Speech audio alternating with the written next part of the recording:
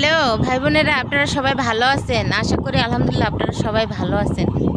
ভাই রে ও বোন রে, তোমাদেরকে একটা কথা বলি, যদি ইমোশনাল ভাবো তো ইমোশনাল, আর যদি আবেগ ভাবো সেটা তোমাদের ইচ্ছে। মানে আমার এই কথাটা বলার জন্য অনেক আগ থেকেই মন চাইতেছিল, কিন্তু বলি নাই সময়ের পরীক্ষাতে। আমরা 6টা ভাই বোন, সবাই সুন্দর, আমি একলাই কালো। সবাই আমার বাবারে বলতো, এই মেয়েটা কোথায় পাইছো?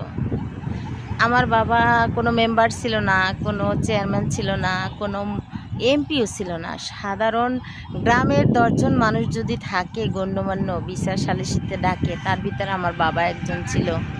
কিন্তু আমার বাবা সবসময় আমি বুঝতে শিখলাম যে আমি ওদের থেকে আলাদা, মানে ওরা সুন্দর, আমি ওদের মতো না। তখন আমার খুব খারাপ লাগতো।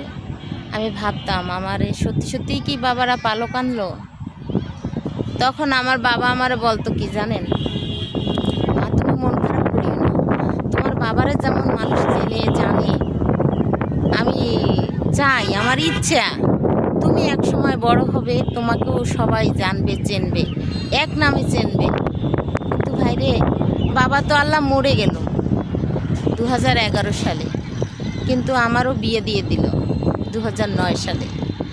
আমি বাবার মৃত্যুর পরে এই কথাটা ভাবতেছি, আমি কিভাবে মানুষ আমার চেনবে? আমি তো সংসার জীবনে ঢুকে গেলাম, না করলাম চাকরি, না করতে পারলাম কিছু, সংসার জীবনে আসলাম ঘুরে।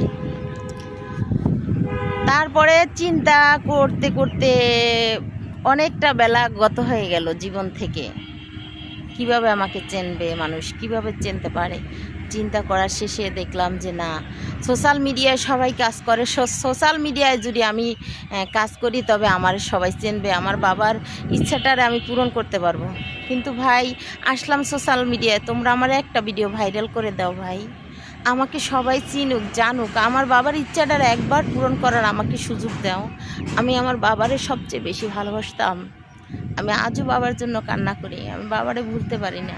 বাবার এই কথাটাই আমার মনের ভিতরে ঘোরপাক খায়, আমি কিভাবে মানুষের কাছে চিনবে, মানুষ আমার কিভাবে জানবে? তোমরা আমার একটা ভিডিও ভাইরাল করে দাও প্লিজ, বড় ইউজাররা, তোমাদের রিকোয়েস্ট করতেছে, আমার একটা ভিডিও ভাইরাল করো।